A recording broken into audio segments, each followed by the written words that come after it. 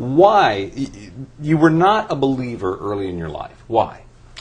It was the way I was raised. I was raised in this remarkable environment by a drama professor father and a playwright mother, surrounded by theater, music, the arts. They were doing the 60s thing, except it wasn't quite the 60s yet. And I was exposed to all kinds of fascinating ways to learn about life and the world and ideas. But faith was not really on the list of things that were talked about. It wasn't that faith was put down or considered inappropriate for other people. It just didn't sort of enter the conversation in my childhood. Did it exist in your mind as a question? Oh, I had glimmers of something, some longing outside of myself, some sense that maybe there was a God up there that I might be able to reach out to. What brought you as an adult then to faith? Well, first, as an adult, I walked very far away from faith. I went from being sort of vaguely interested, but not really, to becoming an atheist.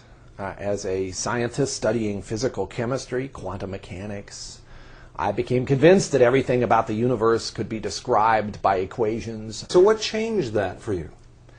Well, I changed my life plan from physical science to medicine.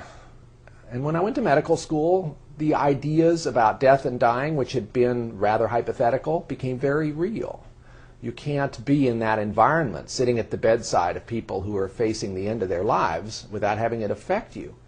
Did you set out to find God or to find that there was no God? I set out to prove that my atheist position was correct. I set out to try to find out what really were the rigorous arguments that I assumed were there that would rule out any possibility of God for a thinking person. You must have found many of them.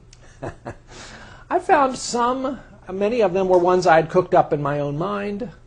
But the harder I looked at them, the flimsier they were.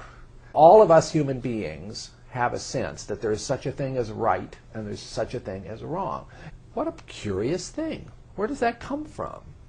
If you were looking for evidence of a God who cares about human beings, not just a God who started the universe in motion and then wandered off somewhere else, wouldn't this be an interesting place to find him? Basically as something written within our hearts, universally in humankind, making us different from other species, and calling us to be good and holy, pointing us as a signpost, if you will, towards something outside ourselves that is much more good and much more holy than we can imagine. Did you have at some point a born-again experience? When people talked to me about born again, I didn't know what they were really referring to when I was growing up. But yes, I did have a moment where I became a believer. I had struggled for 2 years with this debate within myself, gradually coming to the conclusion that belief in God was the most plausible of the choices, but that it couldn't be proved. And after many months of struggling with whether to make that leap, on a beautiful fall day, hiking in the Northwest with my mind a little more clear than usual because there were not the usual distractions, I felt I could no longer resist. And I became a believer that day in the sunshine and the shadow of the Cascade Mountains.